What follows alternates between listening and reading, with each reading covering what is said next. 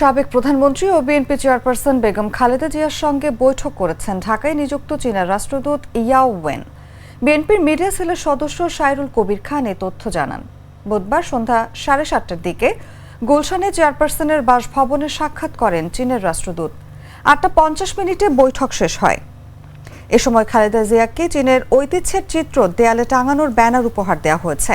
বিএনপির স্থায়ী কমিটির সদস্য ডক্টর এজেডএম জাহিদ হোসেন ও বিএনপির vice chairman air vice marshal Altaf Hossain Chowdhury এ সময় উপস্থিত ছিলেন।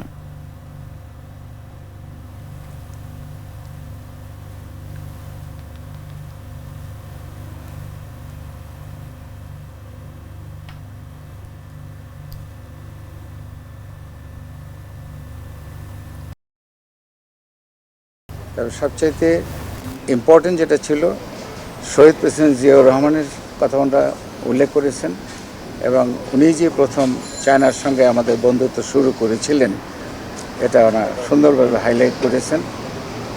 তারপরে শহীদ প্রেসিডেন্ট জিয়াউর রহমানের পরে ম্যাডাম খালেদা জিয়া যখন আসলেন, উনি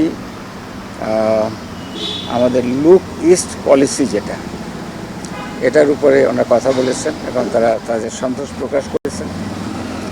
ওনারা আমাদের লিডার জনাব তারেক রহমানের সম্বন্ধে কথা বলেছেন এবং সে যে বাংলাদেশ থেকে 6000 মাইল দূরে বসেও বাংলাদেশ তথা সারা পৃথিবীর বিএনপির পলিটিক্স, বাংলাদেশের পলিটিক্স কন্ট্রোল করতেছে, সেটা তারা প্রশংসা করেছে।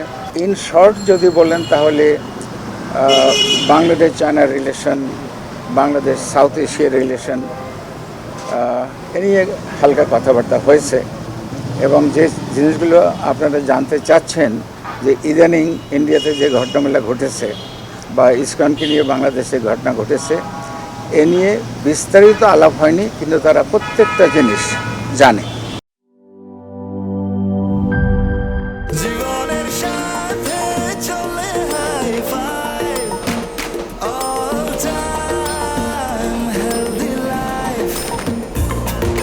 জার্নিতে স্বাস্থ্যকর all time family cake, all time healthy life.